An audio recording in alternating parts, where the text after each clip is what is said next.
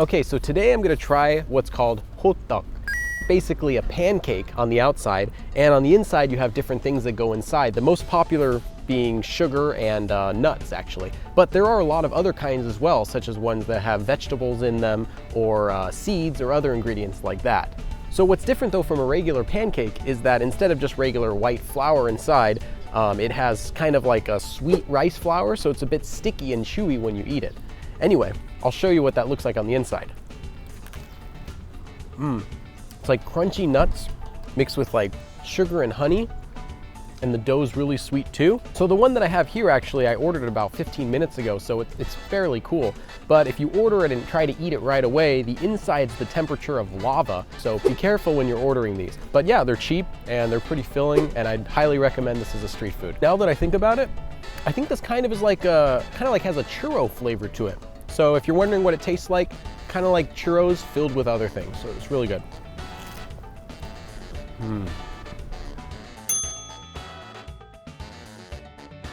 So what we might call a corn dog in America is called a hot dog in Korea. Hot dog, pretty much. But it's a bit different than the kind of corn dog that you might get back in the States. For example, this one has French fries that are deep fried right along the outside. And Korean hot dog are also thicker than the regular corn dogs you'd get in the United States. And this is because they deep fry them twice instead of just once. So let's go ahead and give it a try.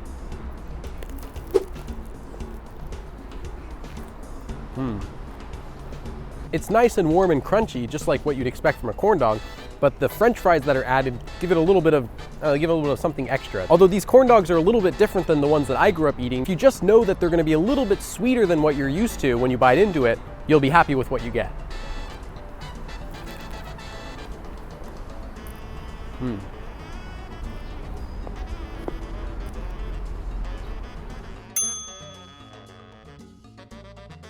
So what I have here is called Ggochi.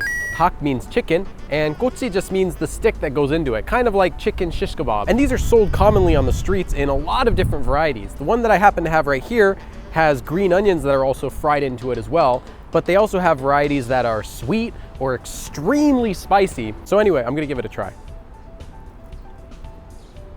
Oh yeah. It's like sweet and smoky and spicy. This isn't something that's deep fried, so if you're worried about that, this is a bit of a healthier option to some of the other snacks. Yeah, green onions go really well with this. Definitely recommend this too.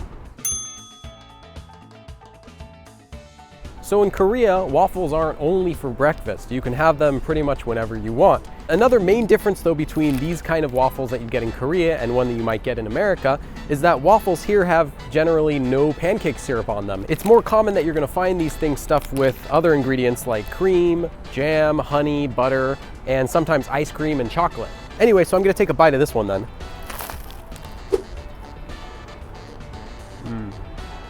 Something so satisfying about having one of these without the rest of the breakfast in the afternoon. Although I guess I wouldn't really call this a breakfast since it comes out like this. Really just call this more of like a dessert. As you'd expect, it's called Waffles, and you can find them in most places in Korea on the streets. Anyway, I've had a snack, I've had a regular meal item, and now I've had a dessert. I think I'm pretty good. Anyway, so that's it for today. 그럼 다음에 또 봐.